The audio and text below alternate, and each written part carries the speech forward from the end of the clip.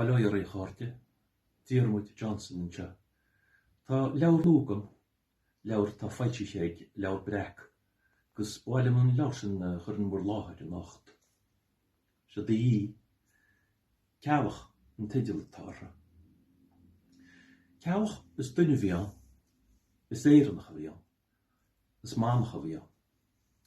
Thug sé fóg na Eorpa héin lena lín, agus meascan ar dí rinne sé bhuna sé mánistir le dúsceart na helvéise, a tí Dr. St. Gallen is lá tá nniuán, gus an Gallen sin cealach seaganne ó chealach a bhaistú náid. Tá cuide go scéal na héireann sa leabhar se má sé cuide go scéal na Eorpa, cuide go scéal na gréastíochtach má tá héin, scéal na rinsú hána ngaige. Mar sin deir hir hall, héis míle go le blian.